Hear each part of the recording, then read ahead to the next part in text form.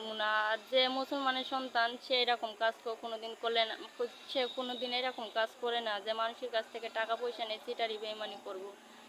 করলে রোজ হাসির মাঠে দাবির তলে থাকা লাগবে, কথা বুঝছেন ভাইয়া? যেগুলো মানুষে বোঝে সেই সব কাজগুলো কেউ করে না। আমার নাম সীমা, আমাদের বাড়ি মাগুরা।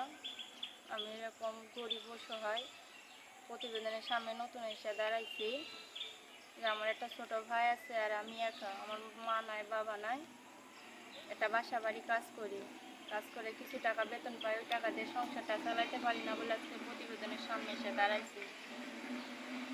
কষ্টে অনেক জীবনযাপন করি, বুঝছেন? তাই আমার মনের কষ্ট ভাইয়ের কাছে খুলে বলতে চাই যে ভাই আমার পাশে এসে দাঁড়াইবো, যে আমাকে ভালোবাসবো, আমি তাকে জীবনসঙ্গী করতে চাই।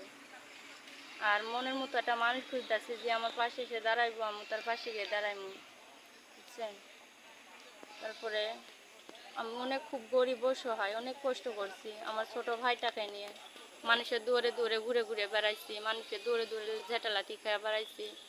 তো ভাইয়াটারে নিয়ে মানুষ হইতে পারতাছি না। আমাকে যদি কেউ একটু মানুষের মতো মানুষ করতো, তার পাশে গিয়ে আমি দাঁড়াইতাম, সে আমার পাশে দাঁড়াইতো, বুঝছেন?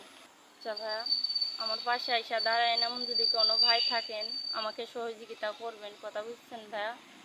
আমাকে হেল্প করেন ভাইয়া। আমি খুব গরিব অসহায়, কথা বুঝছেন? আপনাদের পাশে এসে দাঁড়াইতে চাইছি, আপনারা আমার পাশে এসে দাঁড়ান ভাইয়ারা, বুঝছেন? আর আমি এটা ঠিক জানি যে প্রতিবেদনের মেয়েরা সবাই মিথ্যা কথা বলতেছে, কেউ কথা বলতেছে না, টাকা পয়সা নিয়ে কথাবার্তা বলতেছে না, সিম বন্ধ করে তুলতেছে, আর কথা বলে না, নাম্বার বুলাকে ফেলে দেয়। আমি এরকম কাজ করব না জীবনে। আমি যাকে নিমু আমার মনের মতো মানুষ, আমি তাকে কইরা নিমু, কথা বুঝছেন ভাইয়ারা? আমি এর ভুল করবো না। আর যে মুসলমানের সন্তান সে এরকম কাজ কোনোদিন করলে না, সে কোনোদিন এরকম কাজ করে না যে মানুষের কাছ থেকে টাকা পয়সা নিয়ে চিটারি বেইমানি করবো। করলে রোজ হাসির মাঠে দাবির তলে থাকা লাগবে, কথা বুঝছেন ভাইয়া? যেগুলো মানুষে বোঝে সেই সব কাজগুলো কেউ করে না। আর আমি তো পড়ালেখা জানি না, আমি খালি এমএ কোরআন শরীফ পড়ছি, এইটুকুনি পারি, বাংলাস পড়ি নাই। আসসালামু আলাইকুম।